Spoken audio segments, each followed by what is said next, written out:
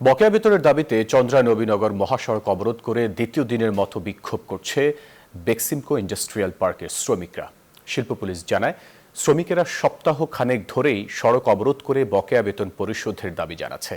এরই ধারাবাহিকতায় শনিবার সকাল থেকে রাত 7:15 পর্যন্ত 10 ঘণ্টা চন্দ্রা নবীনগর সড়ক অবরোধ করে রাখে। পরের রাতে অবরোধ তুলে নিলেও দ্বিতীয় দিনের মতো আজ সকাল 9টার পর পুনরায় ওই সড়ক অবরোধ করেছে শ্রমিকরা। এদিকে সড়ক অবরোধ করায় ওই রুট ব্যবহারকারী যাত্রী ও চালকেরা ভোগান্তিতে পড়েছেন। সড়কের উভয় পাশে তৈরি হয়েছে যানজট। দর্শক, বকেয়া বেতনের দাবিতে গাজীপুরের চক্রবর্তী চন্দ্রা নবীনগর মহাসড়ক অবরোধ করে বিক্ষোভ করছে একটি পোশাক কারখানার শ্রমিকরা।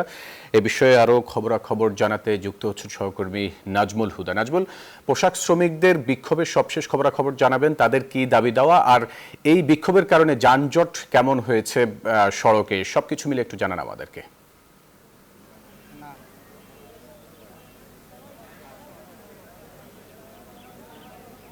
ফয়সাল, আপনাকে ধন্যবাদ। আপনি যেমনটি বলছেন, এই মুহূর্তে রয়েছে আমি গাজীপুরের চন্দ্রাতে এবং আমরা দেখেছি যে সকাল 9টা থেকে কিন্তু বকেয়া বেতনের দাবিতে শ্রমিকরা কিন্তু এই নবীনগর চন্দ্রা মহাসড়কে তারা অবস্থান নিয়েছে এবং আজকে কিন্তু দ্বিতীয় দিনের মতো। এবং আমরা যদি আপনারা দেখাই যে শ্রমিকরা তাদের বকেয়া বেতনের জন্য কিন্তু পোশাক কারখানার শ্রমিকরা কিন্তু দেখছেন যে সড়কে তারা অবস্থান করে আছে এবং বেক্সিমকো ইন্ডাস্ট্রিয়াল পার্কের শ্রমিকরা তারা কিন্তু এই কারখানার যে প্রায় 41,000 শ্রমিক কিন্তু তারা বকেয়া বেতনের দাবিতে কিন্তু দেখছেন যে এইভাবেই কিন্তু আসলে সড়কে তারা অবস্থান করে আছে। এবং আমরা যদি একটু দেখাই যে এই যে সড়কে তারা অবস্থান করে থাকার কারণে নবীনগর চন্দ্রার যে মহাসড়ক রয়েছে সেই সড়কে কিন্তু বসুন্ধরা টিস্যুতে ছাড়ের ছড়াছড়ি।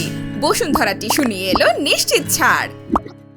তীব্র যানজটের সৃষ্টি হয়েছে। এই সড়কটি কিন্তু এখন যান চলাচল সকাল 9টা থেকে এখন পর্যন্ত কিন্তু দেখতেই পাচ্ছেন যে এই যে সড়কটি গুরুত্বপূর্ণ সড়কটা কিন্তু আসলে বন্ধ হয়ে গেছে এবং শ্রমিকরা তারা বলছে যে তাদের বেতন ভাতা না দেওয়া পর্যন্ত তারা সড়ক থেকে উঠে যাবে না এবং তারা কিন্তু এই সড়কে দেখছেন যে এখন কিন্তু অবস্থান করছে। এবং আমরা যদি দেখতেই পাচ্ছেন যে শ্রমিকরা তারা কাজের জন্য তারা এখানে এসেছেন এবং তারা কাজ করতে এসে কিন্তু তাদের যে বকেয়া বেতন সেই বকেয়া বেতন তারা এখন না পাওয়ার কারণে কিন্তু সড়কে তারা অবস্থান করছে। এবং এই যে গুরুত্বপূর্ণ সড়ক, মানুষের যে ভোগান্তি, সেই ভোগান্তি কিন্তু সকাল থেকে এই সড়কটি যেহেতু অবরোধ রয়েছে সেই অবরোধের কারণে শ্রমিকরা কিন্তু আসলে রাস্তার উভয় পাশে শ্রমিকরা কিন্তু আসলে পায়ে হেঁটে জীবনের তারা কিন্তু এইভাবেই আসলে যাতায়াত করছে। এবং যারা বিদেশগামী অনেকের সাথে কথা বলেছি তারাও বলেছে কিন্তু তারা আসলে যেতে পারে না। এবং সড়কে আইন শৃঙ্খলা পরিস্থিতি কিন্তু নিয়ন্ত্রণে রাখতে কিন্তু আইন শৃঙ্খলা বাহিনী কি মোতায়েন রয়েছে, বিজিবি, র্যাব, এছাড়াও পুলিশ কিন্তু তারা পরিস্থিতি নিয়ন্ত্রণে এখন পর্যন্ত তারা